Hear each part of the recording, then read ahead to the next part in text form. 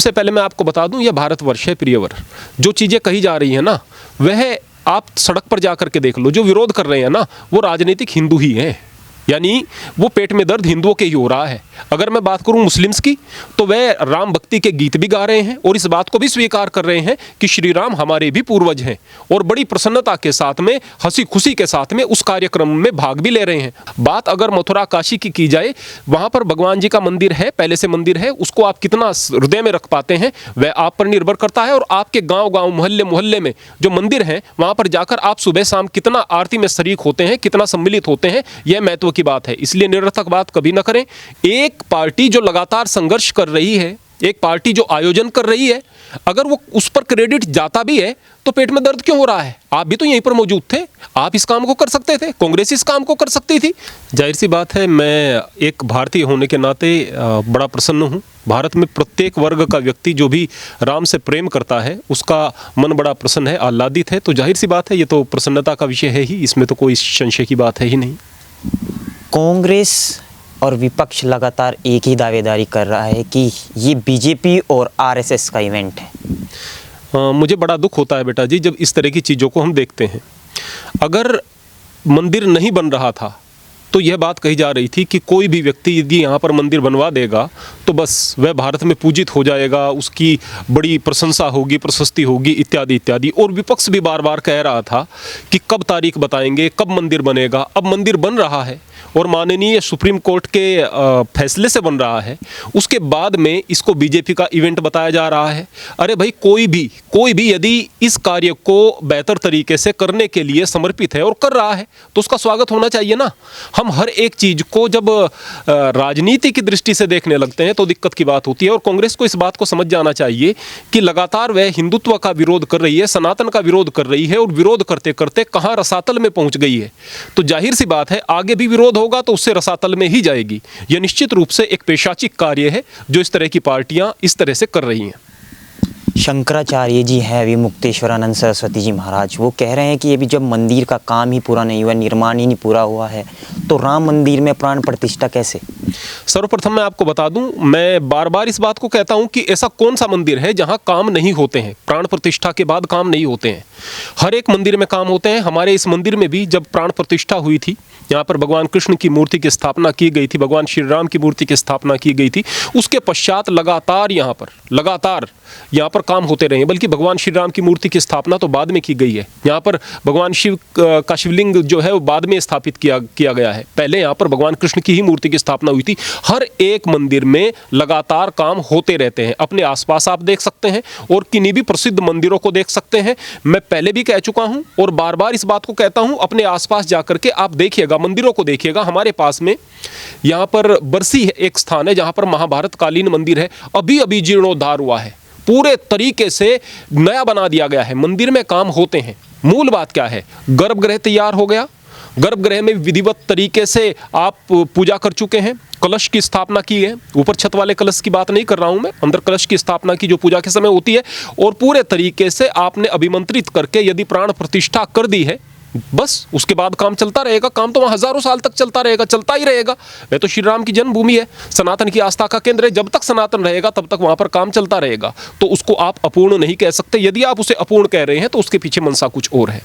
विपक्ष लगातार एक दावेदारी कर रहा है कि सुप्रीम कोर्ट के आदेश तो आ गए, लेकिन एक समुदाय को ये आदेश देकर दबाया जा रहा है, एक मुस्लिम समाज को दबाया जा रहा है। सबसे पहले मैं आपको बता दूं, यह भारतवर्ष है प्रियवर।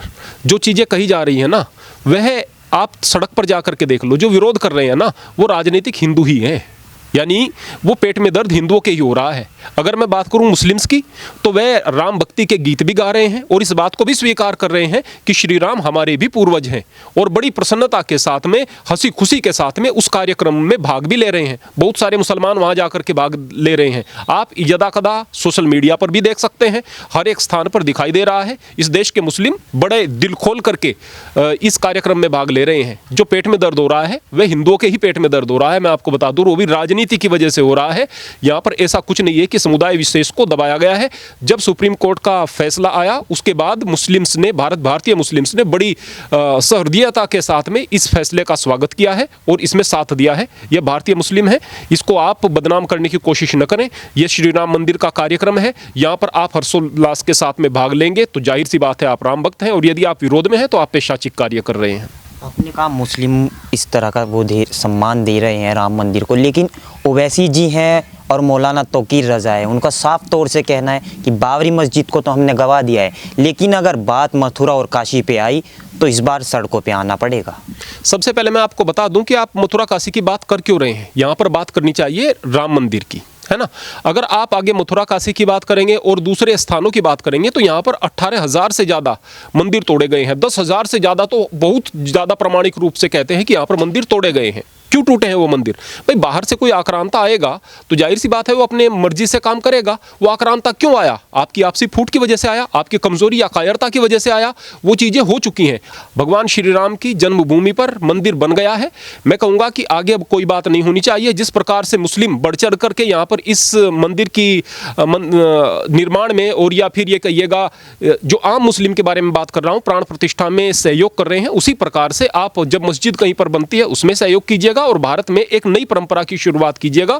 बात अगर मथुरा काशी की जाए, वहां पर भगवान जी का मंदिर है, पहले से मंदिर है, उसको आप कितना हृदय में रख पाते हैं वह आप पर निर्भर करता है। और आपके गांव-गांव, मोहल्ले में जो मंदिर हैं वहां पर जाकर आप सुबह शाम कितना आरती में शरीक होते हैं, कितना सम्मिलित होते हैं, यह महत्व की बात है। इसलिए निरर्थक बात कभी ना करें, इधर उधर की बात कभी ना करें। जो बात हो गई है उसका आप सम्मान के साथ में उसको अच्छे तरीके से शुरू करें और उसको अच्छे तरीके से पूरा करें। अभी रामलला की स्थापना हो रही है, आगे भगवान श्री राम के पूर्ण स्वरूप की स्थापना भी होगी और अच्छे तरीके से यह कार्यक्रम चलेगा। लोगों का कहना है कि 2024 में चुनाव है तो राम मंदिर को लेकर बीजेपी ने चुनाव को लेकर तैयारी कर ली है। देखिएगा, लोग तो कहेंगे, इस बात में कोई शक नहीं है।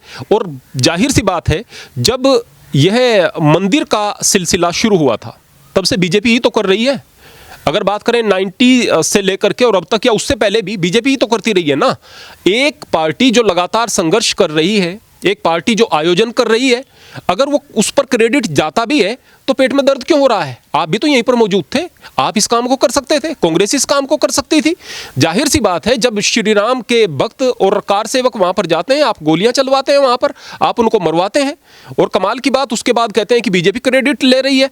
कमाल की बात यह है कि आप मरवा रहे हैं, राम भक्तों को मरवा रहे हैं, और दूसरी पार्टी जो संघर्ष कर रही है और बड़ी प्रसन्नता के साथ में आयोजन कर रही है, और आप अक्ल के अंधे, जो जनता है अक्ल की अंधी, वो कह रही है कि बीजेपी क्रेडिट ले रही है।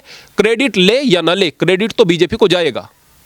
आपने कहा कार सेवकों पे गोलियां चलवाई। अभी शिवपाल यादव जी का हाल ही में बयान आया कि संविधान को बचाने के लिए हमने वो गोलियां चलवाई थी। संविधान को बचाने के लिए बहुत सारे कार्य हो सकते हैं, वह गोलियां नहीं चलाई जाती हैं। गोलियां नहीं चलाई जाती है, लाठी डंडे चलाए जा सकते हैं, दूसरे कार्य हो सकते हैं, गोलियां नहीं चलाई जा सकती हैं। जब सामने वाला फायरिंग कर रहा हो, जब सामने वाला इस तरह से कि प्राणघातक हमले कर रहा हो, उस समय आप गोलियां चलवाने की बात कर सकते हैं। इस तरह से कोई गोलियां नहीं चलाई जाती हैं, ये कोई तरीका नहीं होता है। संविधान को बचाने के बहुत सारे ऐसे मौके आए हैं जहां पर सरकारें फेल हुई हैं, और संविधान को बचाने के लिए आज जो कार्य कर रहे हैं हमारे योगी जी, जो कार्य कर रहे हैं, उसमें क्या कहा जा रहा है कि यह गाड़ी को पलट देते हैं, यह एनकाउंटर करा देते हैं। किनके एनकाउंटर कराते हैं? क्या किसी शरीफ आदमी का एनकाउंटर हुआ है? बदमाशों का एनकाउंटर हुआ है?